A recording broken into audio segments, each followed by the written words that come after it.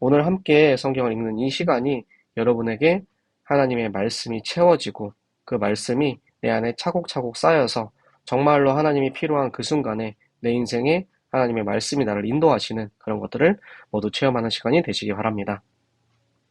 네, 시간이 늦었기 때문에 바로 함께 성경 읽기 시작하도록 하겠습니다. 9월 15일 금요일 요약 성경, 오늘은 스가랴서 12장 말씀을 함께 읽도록 하겠습니다. 스가랴서 11장을 우리가 볼 때 그곳에 이제 이스라엘이 계속해서 심판을 받는 그런 무서운 이야기들이 많이 나왔어요. 그럼 그 무서운 이야기들을 보면서 우리는 어떤 생각을 해야 될까요? 그 심판을 받는 이스라엘을 보면서 와, 진짜 하나님 믿지 않는 사람들은 저렇게 저주를 받을 수밖에 없구나. 여기에서 그치는 것이 아니고, 그렇다면 우리는 나는 이 지금 저 하나님 모르는 말씀이 없어 죽어가는 이 시대를 살면서 어떻게 살아야 할까라는 것에 대해서 우리가 또 점점 묵상을 하고, 또 하나님께서 하나님 믿는 우리들을 어떻게 또 회복시키실지 그것을 함께 찾아가는 시간이 되시기 바랍니다. 자, 우리 함께 읽도록 하겠습니다. 이스라엘에 관한 여호와의 경고의 말씀이라. 여호와 곧 하늘을 펴시며 땅에 터를 세우시며 사람 안에 식령을 지으시니가 이르시되, 보라, 내가 예루살렘으로 그 사면 모든 민족에게 취하게 하는 잔이 되게 할 것이라. 예루살렘이 에워싸일 때에 유다에까지 이르리라.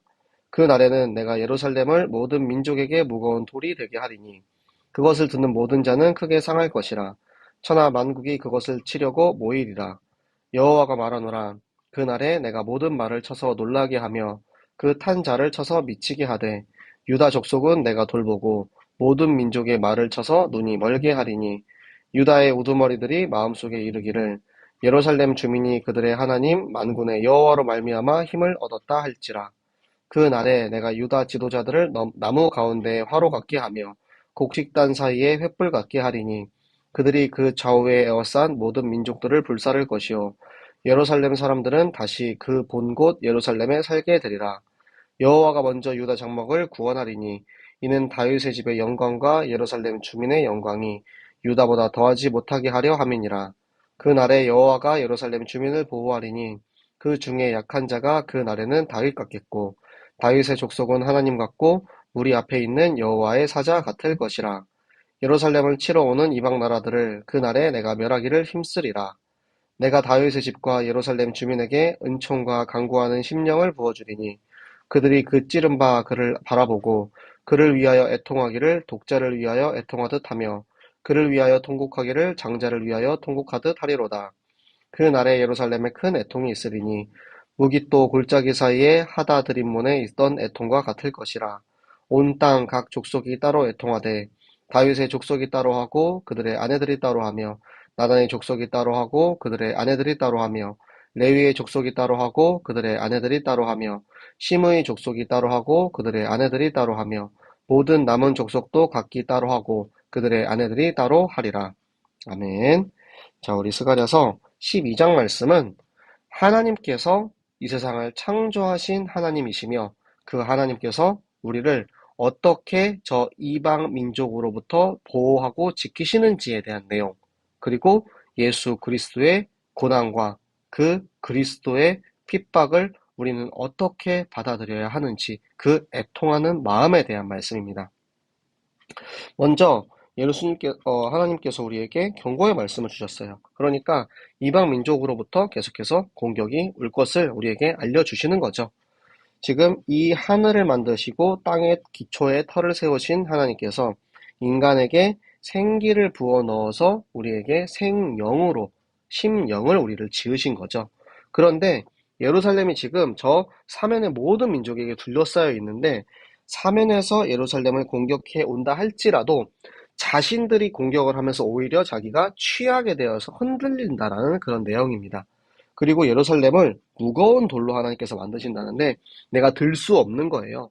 저 민족들이 저 이스라엘 민족을 들어서 뒤집어 엎고 싶은데 무거워서 들어 엎을 수 없는, 감당할 수 없고, 그리고 그것을 드는 자는 오히려 그들이 크게 상할 것이라. 그러니까 드느라 힘 빠져가지고 못 들면 쿵 하고 오히려 공격하러 이들이 왔다가 자기가 오히려 스스로 더 크게 다치게 되는 그런 이제 하나님께서 보호하시는 예루살렘에 대한 그런 모습이고요. 그 공격해오는 이들의 말을 쳐서 놀라게 하고 그 탄 자를 쳐서 미치게 하다. 그러니까 그 열방으로부터 하나님께서 모든 민족, 모든 열방이 공격을 하러 올지라도 하나님께서 그들의 말을 쳐서 눈이 멀게 혼란에 빠져서 공격하지 못하도록 하는 거죠. 그 유다의 우두머리들, 그러니까 정치, 경제 지도자들이죠. 그들이 내 힘이 아니고 하나님께서 이 모든 일을 하셨다. 하나님으로부터, 하나님으로 말미암아 우리는 힘을 얻었다. 하나님의 절대 주권을 인정하는 정치, 경제, 사회 지도자들의 모습입니다. 그래서 어떻게 보호하시냐면 화로가 있는데 그 사방에 나무가 있으면 어떻게 됩니까? 그 나무가 타버리겠죠. 곡식단이 있는데 여러분 볏집을 생각해 보세요. 볏집이 가운데 이제 횃불을 둘러싸고 볏집이 있으면 결국에는 그 둘러싼 불에 다 타버릴 수밖에 없어요. 그러니까 이스라엘을 둘러싼 저 이방 민족들이 아무리 예루살렘을 공격해 온다 할지라도 오히려 그들을 둘러싸면서 자기들이 불타오게 된다라는 것이죠. 하나님께서 이렇게 예루살렘을 지켜 보호하시는 것뿐만 아니라 그 예루살렘을 통해서 그들을 싹 다 태워버리신다는 것입니다. 그래서 여호와께서 먼저 유다 장막을 구원한다 하셨어요. 유다 장막이 뭐냐면 다윗의 집, 다윗의 성전, 예루살렘, 그곳은 가장 보호받고 가장 튼튼한 곳입니다. 그런데 유다 장막은 지금 그곳에 있는 연약한 백성들을 얘기합니다. 하지만 하나님께서는 먼저 그들을 구원하신대요. 그러니까 왕이기 때문에, 지도자이기 때문에, 내가 출신이 좋아서, 내가 돈이 많아서, 내가 조건이 좋아서가 아니고 하나님께서는 당신의 연약한 백성을 먼저 구원하시는 하나님이심을 우리에게 보여주고 계시고요.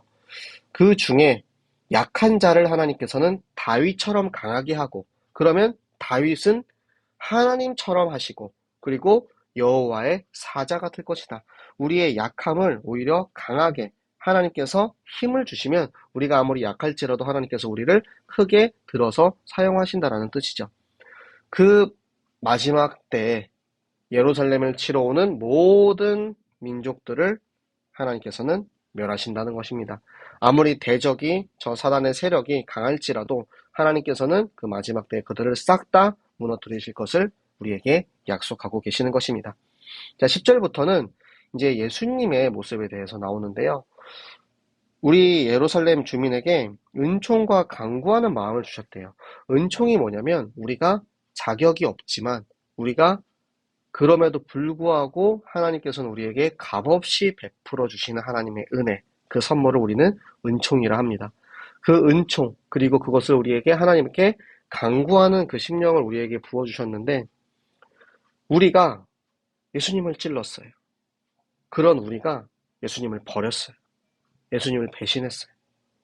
예수님 우리를 위해 이 땅에 오셨는데 우리는 예수님을 버리고 예수님을 거부하고 예수님을 영접하지 않고 그 예수 그리스도께서 십자가에서 찔리신 그 그리스도를 보며 우리는 애통하는 마음을 가지는 거예요.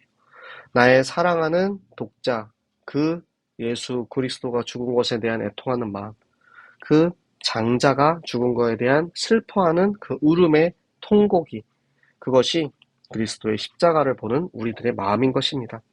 그 날에 예수님께서 십자가에서 죽으시는 그날에 온 예루살렘, 온 이스라엘, 온 열방이, 온 족속이 다 애통하면서 슬퍼하는 거예요. 근데 그 슬픔이 어느 정도냐면 무기또 골짜기 하다드림몬이라는 그 지명은 요시야 왕이 예전에 이제 이스라엘에게 엄청나게 크게 사랑받았던 왕이죠. 참 성군이었습니다. 근데 전사했을 때 모든 백성들이 그것을 슬퍼하며 애통했던 것처럼 지금 우리가 그 그리스도가 죽으신 것에 대한 애통하는 마음을 가진다는 거예요.